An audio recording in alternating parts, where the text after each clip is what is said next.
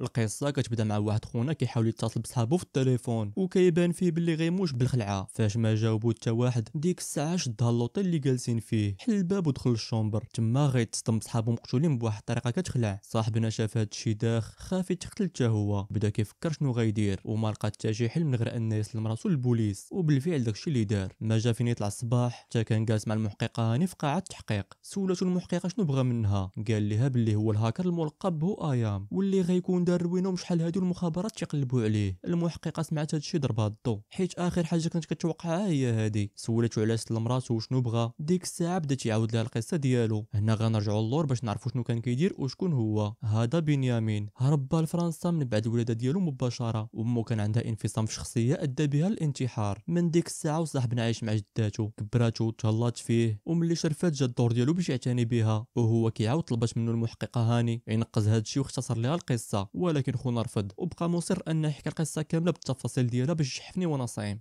قال ليها ملي كانت عنده 14 عام وهو جالس قدام البيسي كيدوز وقته كامل فيه، وهو الصديق المقرب ديالو. وهادشي طلعوا نابغه في الاختراق. كان حافظ لغه البرمجه بواحد الطريقه رهيبه، وفي الوقيته اللي كان فيها نابغه في العالم الافتراضي، في العالم الحقيقي كان شخص منعزل وهضرته قليله وكيخدم ليفرور باش يصرف على راسو وعلى جداتو. يعني لحد الان مازال ما كيدخل حتى ريال من الاختراق، واصلا كان كيديرو غير هوايه وعمرو فكر فيه كخدمه. القدوه ديالو في الدارك ويب كان واحد خونا كيقولوا ليه مستر اكس، حتى هو كان خاربها، وتقدر تقول باللي كان القدوه ديال كاع الهاكرز ماشي غير ديالو بوحدو. هاني فحال الا بدات كتمل بكثره التفاصيل اللي كيعاود ليها. خونا لاحظ هادشي ديك الساعه حاول يختصر شويه. في واحد النهار هو موصل البيتزا لشحد في المكتبه، ديك الساعه شاف معاهم وحده سميتها ماري. هذا ماري كانت الكراش ديالو ايام الثانويه، ولكن عمرو زعم يدوي معاها. وهو كيعطيهم البيتزا بدا واحد منهم كيضحك عليه وكيتنمر على حوايجو. هنا دخلات ماري دافعات عليه. خونا واخا طلع عليه داك المتنمر عجبو الحال فاش دافعات عليه، وهو خارج من تما سمعها كتهضر على شي امتحانات وكتقول باللي ما كرهاتش يكونوا عندها الاسئله اللي غادي يتحطوا. دوز بنيامين الليل كامل كيفكر في هذا الشيء، كيتخيل راسو مزعوطه فيه من بعد ما جاب ليها الاسئله. وقبل ما يطلع الصباح هز البيسي ديالو قصد الجامعه اللي كتقرا فيها. الدخول للجامعه جا ساهل، قصد نيشان الغرفه ديال السيستم ربطو مع البيسي ديالو، قدر ياخذ الاسئله ديال الامتحان بسهوله. ولكن هو خارج من تما خرج نيشان في السيكوريتي. والنهار الاخر غنشوفوه في المحكمه مع ما كان عنده لا صوابيق لا والو، وهذه اول جريمه ليه. عطاه القاضي غير واحد 50 ساعه ديال الاعمال الاجتماعيه وخلاه مشى بحالو، وكون غير ضربو ب5 سنين نافذه من الاعمال الشاقه وما عطاش 50 ساعه ديال الاعمال الاجتماعيه، حيت هو كينفذ ديك 50 ساعه. تعرف على واحد سميتو ماكس، وهنا غتاخذ حياته مسار اخر. هذا ماكس اللي تعرف عليه كان حتى هو داخل في العالم ديال الهاك، وملي سمع بنيامين مبرمج خطير عرضوا له واحد الحفله وبالليل غنشوفوه داخل ليها. الدنيا كانت عامره وكلشي بيلا، ومن بين هذوك اللي تما كانت حتى ماري. وهو كيدور في الحفله وقف عليه ماكس خدام معاه للبيرو. سولاتو هاني كي داير هذا ماكس، قال ليها بلي ماكس كان العكس ديالو تماما، انسان اجتماعي بزاف وكاريزماتيك. المهم في البيرو اللي خداه ليه تلاقى شي وحدين في التيم ديالو. اول واحد هو ستيفن كيطير حتى هو في البرمجيات وما كاينش شي ابليكاسيون ما قدرش يخترقها. الغليظ سميتو بول وحتى هو عنده خبره كبيره في لغه البرمجه. ملي تعرفوا عليه شعل ليه ماكس البيسي ديالو وقال ليه يبين ليه داكشي اللي قال ليه. خونا حتى هو ما كانش من العاكزين، حل الريدوات باش تبان لهم الحومه وبدا يدير شي كودات في الكلافي. فرمشيت عين قطع الضوء على الحومه كامله. ماكس وصحابو شافوا هادشي تبهروا وهما كيرحبوا به في الجروب ديالهم. سمعوا البوليس داخلين يوقفوا الحفله. ديك الساعه رجع بنيامين الضو هربوا من تما، هبطوا لتحت هرسوا الزجاج ديال الحديقه وهربت معاهم حتى ماري. في نص الطريق عياو وقفوا يرتاحوا. تما شافت ماري بنيامين وتفكرات باللي هو داك الولد المعقد اللي كان تيقرا معاه ايامات الليسي. سلمت عليه وهضروا شويه على ايامات القرايه. موراها كل واحد شد الطريق. ملي رجع خونا للدار ما لقاش جداتو وهو تيقلب عليها، بانت لي كتجري في الزنقه حفيانه وكنعرفوا باللي هي مريضه بزاف. النهار الاخر خداها عند الدكتور ديال العائله، تما اكتشف باللي 4 سنين هادي وهي مريضه بالزهايمر، ودابا غيكون سيطر عليها بشكل كامل وخاصها تبقى في السبيطار حيت محتاجه للعنايه باستمرار. بنيامين في الاول رفض يتخلى عليها، ولكن مع الخدمه ما يقدرش يقابلها. داكشي علاش اضطر يخليها في السبيطار. وهو راجع تلقى ماكس في المترو، بقاو كيديو ويجيبوا في الهضره. عاود ليه ماكس على كيفاش دخل العالم ديال الهاك، وبالرغم من اختلاف شخصياتهم كانوا بجوج كيعتبروا مستر اكس القدوه ديالهم. ملي تعرفوا مزيان اقترح على بنيامين ينضم للتيم ديالو. بنيامين وافق، وديك الساعه تحركوا يديروا اول ضربه ليهم. دازوا على بولو ستيفن، سرقوا فورغو من واحد الشركه ديال النقل وقصدوا المقر ديال شركه البرمجيات اللي غادي يستهدفوا. باركاو الفورغو في واحد البلاصه قريبه للمبنى، وبنيامين وستيفن قصدوه. وماكس وبول بقاو في الفورغو يتكلفوا بالاعمال اللي غدار عن بعد. ورا ستيفن السيكوريتي هو مزوره يدخل بها وقنعوا يدخل معاه بنيامين. المهمه ديال ستيفن هي يحط كاميرا تصور القاعه ديال الاجتماع باش يشوفوا ردة فعلهم فاش يخترقوهم. اما بنيامين فالمهمه ديالو يربط البيسي ديال العرض مع الويفي اللي طالق ماكس ماكس من الفورغو. خونا في هاد اللحظه كان غيموت بالخلعه ولكن قدر يكالمي راسو. داز للغرفه ديال الماتيريال، خدا كابلي ديال الضو، قصد الميكرو، دار راسو غادي يركبوا ليه، ومع ضرب على كلشي ساهي وحتى واحد ما كيشوف فيه. ربط البيسي بالويفي ديال ماكس، هز راسو بان ليه ستيفن حط الكاميرا في بلاصتها. قدر ماكس يخترق البيسي ديال العرض من خلال الويفي، والمقدم كيشرح ليهم بداو كيعرضوا فيديو كيشوفوا فيه هتلر وهي تبلبل في المؤتمر، وهما فرحانين بهذا الشيء اللي داروا. هجموا عليهم السيكوريتي، بداو كيحاولوا يهرسوا عليهم الفورغو وحلوا الباب، ولكن في الاخير قدروا يهربوا، وهكا قدروا ينجحوا في اول عمليه اختراق ليهم. تقدر تبان لكم ماشي شي حاجه في المستوى، ولكن هذه كانت غير البدايه، حيت اللي جاي فين يبان هذا الشيء. سولات هاني بنيامين شنو اللي غادي تثبت ليها باللي هذا الشيء اللي كيقول صحيح. اول حاجه عطاها رقم التامين ديالها، موراها قال لها فين تزات وفين قرات، حساباتها البنكيه وحتى حياتها الشخصيه، وباش غيختمها قال لها على واحد المرض عندها عارفاه غير هي والطبيب ديالها. صاحبنا تبتها مزيان. المهم الفيديو ديال ديك الشركه اللي شوهو ضرب مليون مشاهده في يوتيوب. هكا بداو كيتشهروا وقالوا مع راسهم باللي خاصهم سميه يتشهروا بها. بداو كيفكروا كل واحد كيختار سميه، في الاخر سماو راسهم مجموعه كلاي، ومباشره موراها بداو الهجمات ديالهم بهذه السميه. ضربوا بنوك، شركات كبار، مسؤولين، واي حاجه داروها كانت كتنشر في الانترنت. هكا شويه بشويه بدات المجموعات كلاي كتعرف. الناس كاين اللي كان كيسحاب ليه ارهابيين، وكاين اللي كيقول مع المافيا، وهي في الحقيقه مازالين غير براهش. وهما كيتقداو من واحد السوبر مارشي. ضرب ماكس على بنيامين كيشوف ماري اللي حتى هي كانت تما، وغير من الشوفات ديالو قدر يعرفها كتعجبو. بدا كيزعمو كيحاول يقنعو يمشي عندها، وملي شافو ما غاديش يمشي غوت ليها وتخبع. بهذا الشيء لقى راسو فاص معاها، وما بقى عنده حتى شي حل من غير انه يدوي. ولكن ملي بدا كيهضر وهو غير كيتفتف، دايخ وما عارف ما يقول. عياش ماري ما تخليه تطلق شويه، ولكن ملي ما خرجات بتا شي نتيجه قالت ليه نشوفك من بعد، وتحركت بحالها. في الليل وهما مجموعين في الدار ديال بنيامين، شار ليهم مستر اكس لشي حاجه. صحابنا شافوا الطاق ديالو فرحوا بزاف، ولكن ملي دخلوا للدارك ويب يشوفوا شنو قال عليهم لقاوه مطلعها على داكشي اللي داروا، وكيقول باللي غير براش مبتدئين يقدروا يديروه. في نفس الوقت كان تيقول على واحد المجموعه ديال الهاكر سميتها فريند باللي هما افضل وحدين في الدارك ويب. في الجهه الاخرى غنشوفوا هاني كتقول لهم في المقر باللي فريند كينتميو للمافيا الروسيه وخاصهم يشدوهم في اقرب وقت. ماكس ما تسرطاتش ليه الهضره اللي قال مستر اكس، وهما كيفكروا في شي ضربه يثبتوا ليه الدارك ويب باللي حتى هما محترفين ويستاهلوا الاحترام. اقترح عليهم بنيامين يخترقوا جهاز المخابرات الالماني. صحابنا في الاول سمعوا هذا الشيء تخلعوا، ولكن في الاخير اقتنعوا بالفكره واخا كتبان مستحيله، وديك الساعه بداو التنفيذ. اول حاجه داروا استهدفوا المسؤول على الكودات ديال البيبان، بحثوا عليها شويه عرفوها كتحماق على المشاش، واستغلوا هاد اللعيبه باش يخترقوا بها البيسي ديالها. بلا شك كتسالوا كيفاش داروا ليها. نشرح لكم. صيفطوا ليها تصويره ديال المش مع واحد الرابط، ومع بركات عليه خداو كاع الكودات اللي كيحلوا البيبان، ودابا خاصهم يساينوا حتى يسد المركز، ويقصدوا يخترقوا الجهاز المركزي اللي فيه كاع المعلومات والقضايا اللي في الدوله. بالفعل داكشي اللي كان، ما حطوا رجليهم لداخل كلها فين مشى. ماكس تحرك البيرو ديال ديك ختنا باش يجبد الكودات ديال الباب اللي كيحل الحاسوب المركزي. ستيفن المهمه ديالو يمسح التسجيلات ديال الكاميرات. الغلاد مكلف انه يقطع الضوء ويفتح البيبان اللي كيتفتحوا من غرفه الحاسوب. اما بنيامين فهو اللي غادي يتكلف بمهمه اختراق الحاسوب الرئيسي. الخطه ديالهم كانت غير يخدموا الطبيعات ديال المبنى كامل ويخليوهم يطبعوا سمياتهم والشعار ديالهم. بهذا الشيء غيثبتوا باللي قادرين يخترقوا اي حاجه. ولكن بنيامين خارج بانت فيه باللي ناوي على شي حاجه، وحتى قرب للباب ورجع خدا شي معلومات. من بعد هذا الاختراق مباشره تحركوا لواحد الحفله، وهما عاطينها للضحك والنشاط. غتكون الخطه ديالهم نجحات، والطبيعات عمروا المبنى كامل بالسميات والشعار ديالهم. بنيامين كان عاجبو هذا الشيء اللي كيدير وفرحان بصحابو الجداد، ولكن وهو قاصد ماري اللي كانت حتى هي في الحفله ضرب عليها واقفه مع صاحبو ماكس. بنيامين شاف هذا الشيء تعصب، وديك الساعه رجع بحالو للدار. من بعد مده قصيره لحقوا عليه صحابو. عيا صاحبو ماكس يعتذر ليه، قال ليه باللي غير كان مفوش وما تحكمش في راسو، ولكن والو حلف لا فتح ليهم. ماكس شافو معكس وما ناويش يحل ليهم، قال ليه باللي هو بلا بيهم ما كيسوى والو وتحركوا من تما. وهاد الهضره غير ما زاد جعراتو وما تسرطاتش ليه. وباش يثبت راسو صيفط لمستر اكس كاع التحقيقات ديال مكتب المخابرات الالماني، وغيكون خداهم في ديك اللحظه فاش شفناه خارج ورجع لشي لعيبه. في الجهه الاخرى غيكونوا المخابرات الالمانيه غادي يحماقوا. حاولت هاني تلقى شي دليل يوصلها للمقتحمين، ولكن خوتنا كانوا عارفين شنو كيديروا وقدروا ينفذوا الخطه ديالهم بلا ما يخليهم وراهم حتى شي دليل. صباح وبنيامين نعس في دارو حتى وقفوا عليه صحابو. ملي شافهم سخط بدا كيدفعهم وكيحاول يخرجهم. شويه نوضوها صباط هو وماكس، وهما خدامين دقه فيا دقه فيك. سمعوهم كيهضروا على الاختراق ديالهم في الاخبار. كانوا كيقولوا باللي بسبب المعلومات اللي سرقوا تقتل هاكر من مجموعه فرانك كان مخبر عند البوليس. صحاب بنيامين ملي سمعوا هذا الشيء عرفوا مسخوط الوالدين دار شي كارثه فاش ما كانوش معاه. داروا عنده سولوه قال لهم باللي كان معصب، ومع الهضره اللي قالوا ليه بغى يثبت راسو. داكشي علاش صيفط كاع المعلومات ديال جهاز المخابرات الالماني لمستر اكس. صحابو سمعوا هذا الشيء الدنيا دارت بيهم. كانوا بغاو يخدموا الطبيعات باش يثبتوا للجميع باللي قادرين يخترقوا اي بلاصه. صدقوا لقاو راسهم تسبوا في مقتل واحد من المخبرين ديال البوليس. صحابنا مور مده ديال التفكير لقاو باللي الحل الوحيد باش يخرجوا من هذه الورطه هو يكشفوا الهويه ديال مستر اكس ويسلموه للبوليس البوليس في مقابل الحريه ديالهم، وهما كيخططوا كيفاش غيديروا ليها. سمعوا الدقان، حل بنيامين الباب، لقاها ماري جاي يطلب منه السماحه على داكشي اللي وقع، ولكن صاحبنا كان اللي فيه مكفيه. داكشي علاش مع بغات تسولو فين كان بايح، طلب منها تمشي بحالها وسد الباب. في نفس النهار قصدوا واحد المكتبه، دخلوا من البيسي ديالها للدارك ويب يقلبوا على مستر اكس، وغيكونوا داروا هادشي حيت شاكين في البيسيات ديالهم تخترقوا ويقدروا يوصلوا ليهم منهم بسهوله. مع دخلوا للدارك ويب رصداتهم هاني والفريق ديالها بداو كيحاولوا يوصلوا للبلاصه اللي داخلين منها. دار بنيامين واحد اللعيبه كتخليه يبدل الموقع ديالو بلا ما يوصلوا ليه، ولكن بالرغم من هادشي قدرات هاني والفريق ديالها يعرفوه في المكتبه، وديك الساعه خدات فرقه التدخل السريع وقصداتو. في نفس الوقت غيكون بنيامين كيتواصل مع مستر اكس، شكروا على البيانات ديال المخابرات اللي كان عطاه، واللي بفضلهم كشف داك الخائن وقال ليه بلي ما كرهوش ينضم للمجموعه ديالو. بنيامين داكشي النيت اللي كان باغي، حيت هذا هو الحل الوحيد باش يكشف الهويه ديالو. ومستر اكس كيصيفط ليه المهمه اللي خاصو يدير باش يقبلوا في الفريق ديالو. غتكون هاني وفرقه التدخل السريع قاصدينهم، صحابو ضربوا عليهم علقوا، ولكن هو ما بغاش يتحرك قبل ما يتيليشارجي المهمه، حيت هي السبيل الوحيد باش يرجع حياته من مور مده قصيره بالفعل قدر يدخلها. وهو خارج كيجري لقى راسو قدام البوليس. هنا ما بقى عنده حتى شي حل من غير انه يعوج الرويض. ضرب الماكس ديال المجموعه ديالهم ورجع للمكتبه. دخلات هاني وواحد المحقق موراه، ولكن كان غبر ليه الاثار، وهما كيتسالوا فين مشى غيكون مخبي حدا رجليهم، وغير مشاو من تما خرج عند صحابو وعفطه وحده للدار. وبنيامين كيعاود هذا الشيء. سولاتو المحققه على المهمه اللي كان طلب منه مستر اكس، قال ليها باش يقبلو كعضو في المجموعه ديالو شرط عليه يجيب ليه شي معلومات من النظام ديال الشرطه الاوروبيه. وهنا بدا هو وصحابو كيخططوا كيفاش غيطيحوه. الخطه كانت بسيطه، غادي يخترقوا النظام ديال الشرطه الاوروبيه كما طلب منهم، غياخذوا المعلومات وهما كيسلموهم ليه، غيديروا معاهم شي فيروس يعاونهم يكشفوا الهويه ديالو. ولكن قبل ما يبداو التنفيذ ديال هذه الخطه دمروا كاع الاجهزه ديالهم القدام، شعلوا العافيه في الدار ديال بنيامين باش ما يخليو موراهم حتى دليل، وشراو اجهزه اخرى وتحركوا لواحد لوطيل. الخطه فاش قالوها كانت كتبان سهله، ولكن ملي جا وقت التنفيذ عاد بانوا الصعوبات ديالها. باش يخترقوا نظام الشرطه كان خاصهم يلصقوا واحد الجهاز ديال الويفي وسط المقر ويكونيكتيوه مع كاع الاجهزه، وباش يديروا هذا الشيء خاصهم ضروري يدخلوا للمقر. حاولوا يعطوهم شي حجه يخليهم يدخلوا من الباب، والو. حاولوا يسلتوا مع العمال ديال النظافه حتى هي والو، وجربوا حتى المجاري لقاوهم مسدودين. حاول ماكس يهرس الباب ديال المجاري، ضربوا مسمار في يدو وعقلوا مزيان على البلاصه اللي تضرب فيها، حيت هذا المسمار غادي يقلب القصه كامله. في واحد الليله وهما عاصرين قدام المقر املا انهم يلقاو شي طريقه يدخلوا بها، ضربوا على شي طلاب كانوا في زياره مدرسيه للمقر، والطلاب كيطلعوا في الطوبيس. شاف بنيامين واحد منهم طيح البطاقه التعريف ديالو، رجعوا للدار وعالجوا الماكس الضربه ديال المسمار اللي في يدو، ومع نعسو كاملين هز بنيامين بطاقه التعريف اللي كانت تحت للطالب وقصد المقر اللي باغيين يهاكيو. دق الباب، سولوا الحارس شنو بغى، وراه هذيك البطاقه ديال التعريف على اساس ديالو، وقال ليه باللي نسى سطامو في قاعه الاستراحه وبغى ياخذو. الحارس رفض يدخلو. هنا ما بقى عند بنيامين حتى شي حل من غير انه يخدم معاه العاطفه، وراه دوك الضربات اللي في وجهه، وقال ليه بلي دارهم ليه با غير حيت هرس واحد الكاس. البوليسي شاف وجهه مجندخ ولا رجع عند با غيزيد يكمل عليه، بقى فيه ودخلو. خدا لغرفه الاستراحه اللي قال ليه نسى فيها بسطامو، تما لصق الجهاز تحت واحد الطابله وجبد بسطامو من الشكره وراه الحارس على اساس يلا لقاه. صباح غنشوفوه عاصر مع البيسي ديالو في واحد القهوه، قدر يخترق النظام بداك الجهاز اللي لصق وخدا المعلومات اللي طلب منه مستر اكس، ولكن قبل ما يعطيهم ليه كان خاصو يدير وسطهم الفيروس اللي غادي يكشف الهويه ديالو. مستر اكس فاش عطاه المهمه عطاه معاها واحد الساروت، قال ليه ديال البلاصه اللي غادي يتلاقاو فيها في الدارك ويب، وجد صاحبنا المعلومات وخبع وسطهم الفيروس وقصد البلاصه اللي داروا فيها. من طبيعه الحال هادشي كامل كان في الانترنت. وصلوا حل بالساروت اللي عطاه ودخل تما لقاه كيتسناه. الخطه كانت كتبان غاديه كما بغا، ولكن فاش سلم لمستر اكس المعلومات ما خداهمش، وغايبان باللي عاق مخبى عليه فيروس وسطهم. واكثر من هادشي كان هو بدورو مخبى عليه فيروس في الساروت اللي عطاه، وعن طريقه صوروا بالكاميرا ديال البيسي ديالو، وصدق هو اللي عارف الهويه ديالو في بلاصه ما العكس اللي خاصو يوقع. ما كاملاش 2 دقائق حتى ضرب صاحبنا على واحد 2 مصيفطهم ليه مستر اكس. ديك الساعه سمح في البيسي ديالو وشدها بجريه وحده من تما. هبط الانفاق هبطوا موراه، وملي شافهم ما غاديش يتفكوا معاه تخبى في واحد البلاصه مظلمه، هكا قدر ينجا بروحو ومع تحرك من تما قصد نيشان لوطيل باش يعلم صحابو بشنو وقع. ولكن ملي وصل تما لقاهم صفاوها لصحابو كاملين. ديك الساعه تحرك القسم الشرطه، وهنا غنكونوا رجعنا للقطه اللي بدينا بها القصه. سولاتو المحققه شنو بغى منها دابا، قال لها غنعاونكم توصلوا لمستر اكس اللي مش شحال هادي وانتم كتقلبوا عليه، في المقابل تعطوني حصانه وتدخلوني في برنامج حمايه الشهود. وهاني كتهضر مع الرئيس ديالها على هادشي اللي وقع وكتستشر معاه. غيكون صاحبنا كيفكر في ماري، وكنعرفوا باللي تلاقاها قبل ما يجي عند المحققه، ودار معاها باللي غيهربوا من المدينه بجوج. من بعد ما ياخذ الحصانه قدرات المحققه تقنع الرئيس يعطيه الحصانه، ورجعت سولاتو كيفاش ناوي يوصل لمستر اكس. قال لها بنيامين عطيوني غير البيسي وانا عارف شنو غندير. صاحبنا ملي شمتو مستر اكس بزاف ديال المرات خدر خبره وقرر يرد عليه بنفس الخطه اللي قلبوا بها. اول حاجه دار فتح روم في الدارك ويب بصيفطو مستر اكس،